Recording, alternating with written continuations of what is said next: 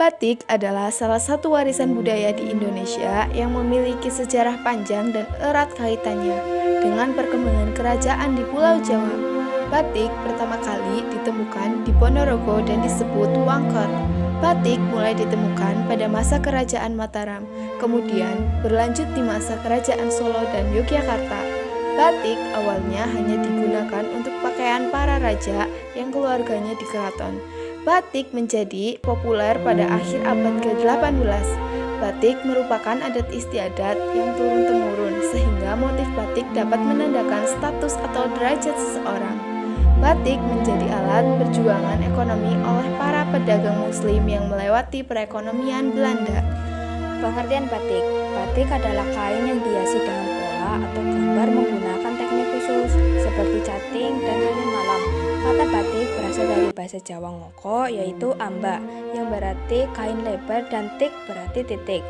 Batik memiliki sejarah yang berkaitan dengan perkembangan kerajaan Majapahit dan penyebaran Islam di Jawa. Batik pertama kali diperkenalkan ke dunia internasional oleh Presiden Soeharto. Pada tahun 2009, UNESCO mengakui batik sebagai warisan kemanusiaan untuk kebudayaan lisan dan non-bendawi. Presiden Susilo Bambang Yudhoyono menetapkan tanggal 2 Oktober sebagai Hari Batik Internasional.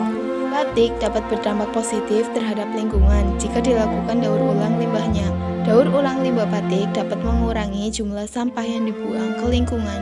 Berikut adalah dampak positif daur ulang limbah batik: mengurangi jumlah sampah yang dibuang ke lingkungan, melestarikan budaya membatik, menciptakan peluang ekonomi baru. Dampak negatif terhadap lingkungan adalah pencemaran air tanah dan akibat limbah proses pembuatan batik.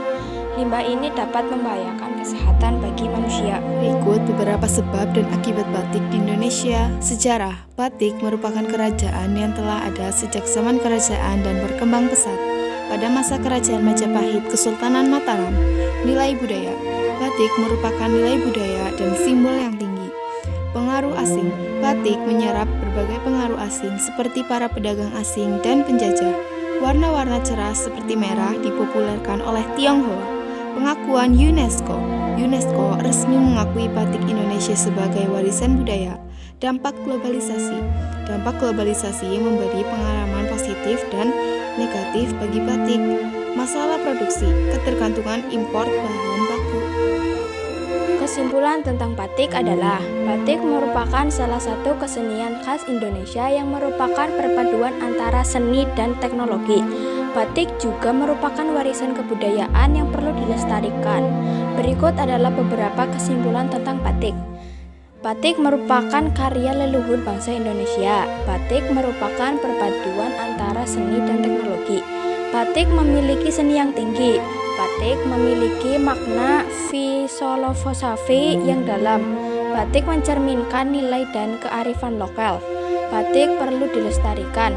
Batik memberikan dampak sosial yang positif. Batik dibuat dengan cara menggambar di atas kain menggunakan cutting dan cairan lilin malam. I used to think that I wasn't fine enough. If the sun refused to shine.